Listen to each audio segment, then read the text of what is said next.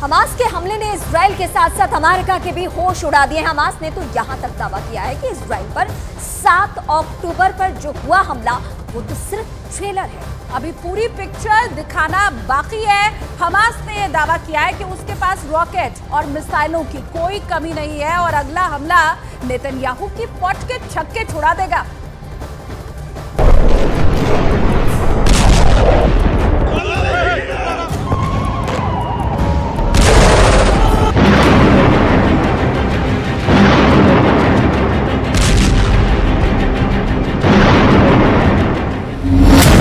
Israel पर triple attack की तैयारी।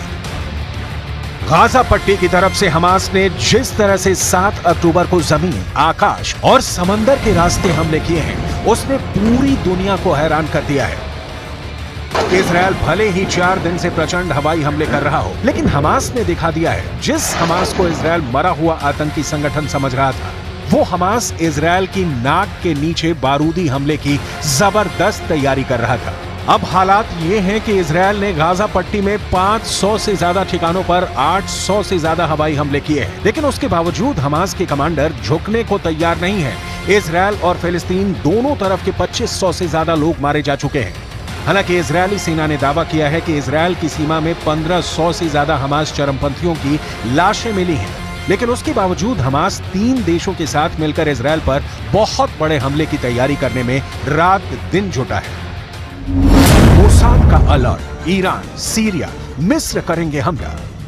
खुद इजराइल की टॉप खुफिया एजेंसी मोसाद ने इजरायली प्रधानमंत्री बेंजामिन नेतन्याहू को क्लियर कट इनपुट दिया है कि हमास के साथ 3 और देश मिलकर इजराइल पर कभी भी हमला कर सकते हैं। पश्चिमी मीडिया को खुफिया अधिकारियों से जो जानकारी मिल रही है, वो वाकई दिल दहला देने वाली है।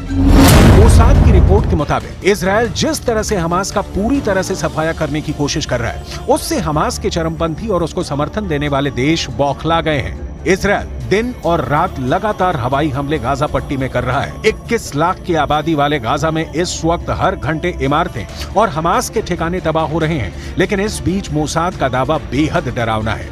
इजराइल की खुफिया एजेंसी मोसाद ने साफ दावा किया है कि इजराइल पर ईरान, सीरिया और मिस्र तीनों मिलकर हमला करने जा रहे हैं।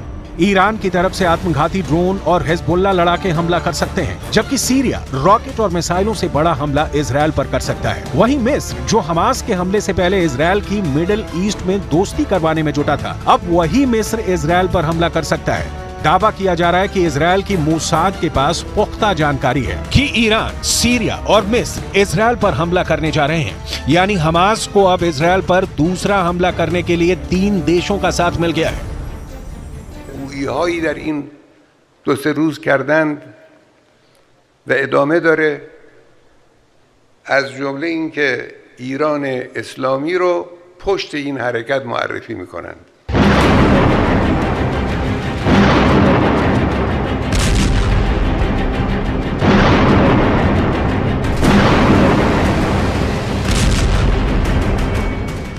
इधर हमास ने ऐलान कर दिया है कि हमास का ऑपरेशन अल अक्सा फ्लड इजराइल के खिलाफ तब तक चलता रहेगा जब तक कि हमास इजराइल को हरा नहीं देता। तो वहीं दूसरी तरफ इजरायली प्रधानमंत्री बेंजामिन नेतन्याहू ने कह दिया है कि इजराइल मिडिल ईस्ट की सूरत बदल देगा और हमास को हमेशा के लिए खत्म और तबाह कर दिया जाएगा। שכולנו רוצים תוצאות כאן ועכשיו. זה ייקח זמן. אבל אני מבטיח לכם, אזרחים יקרים, בסיומה של המערכה, כל אויבינו ידעו שזאת הייתה טעות איומה לתקוף את ישראל. מה שנעשה לאויבינו בימים הקרובים יהדהד אצלם לדורות.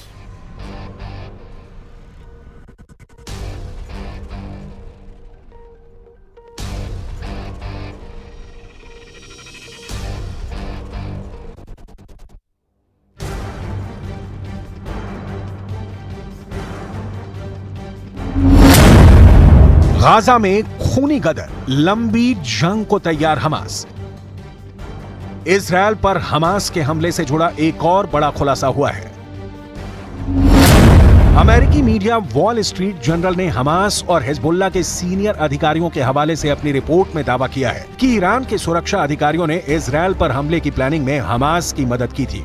इसके बाद उन्होंने 2 अक्टूबर को बेरूत में एक बैठक में हमले के लिए हरी झंडी दे दी थी, जिसके बाद हमास ने इजरायल पर 7 अक्टूबर को 7,000 रॉकेट से एक साथ हमला कर दिया था।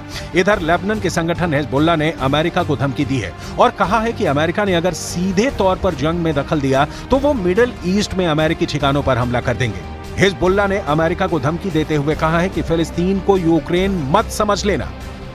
वहीं दूसरी तरफ गाजा पट्टी में हमास चरमपंथियों के खिलाफ इजरायल ने जमीन और आकाश से पूरी ताकत लगानी शुरू कर दी है।